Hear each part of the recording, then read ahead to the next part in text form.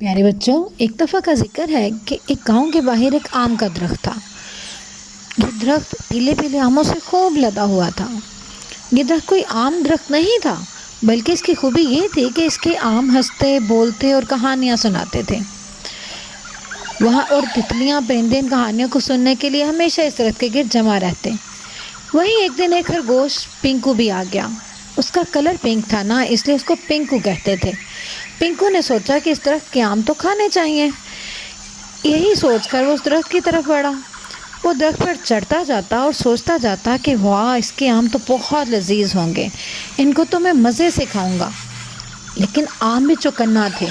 جیسے ہی اس نے آم کو کھانے کے لیے ہاتھ بڑھایا، آم بولا، رکو، کیا کرتے ہو؟ خرگوش تو حیران ہو گیا۔ اس نے کہا، کیا تم بولتے ہو؟ آم نے کہا، ہاں، میرا نام رسو ہے، میں اس درخت کا سب سے پرانا آم ہوں۔ خرگوش نے کہا کہ تم کیسے بولنے لگے؟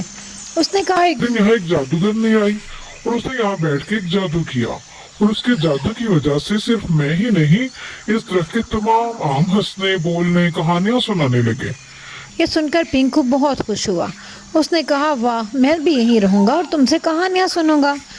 اس طرح سے رسو اور پنکو کی خوب دوستی ہو گئی۔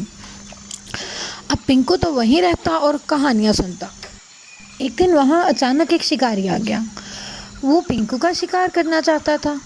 پنکو کا دھیان دوسری طرف تھا اور شکاری اس پر نشانہ باندھنا چاہتا تھا۔ تو رسو نے فوراً سے 3-4 آموں کو کہا کہ اس پر چھلانگ لگا دو۔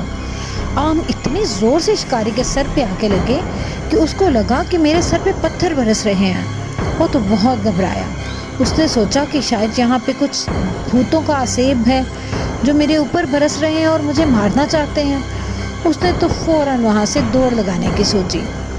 اس نے پنکو کا خیال دل سے نکال دیا اور وہاں سے فوراً دوڑ لگا گیا۔ وہ تو بہت خوش ہوا کہ اس کی جان بچ گئی۔ لیکن اب کیا ہوا؟ اب ایک دن ایک آدمی وہاں پہ ایک ٹوکری لیے آ گیا۔ وہ اس درخت کے آموں کو توڑنا چاہتا تھا۔ تو دل میں سوچ رہا تھا کہ ان آموں کو توڑتا ہوں، توڑ کے اپنی ٹوکری بھروں گا اور اس ٹوکری کے آموں کو میں جا کے منڈی میں بیچ دوں گا، تو مجھے کتنا زیادہ فائدہ ملے گا۔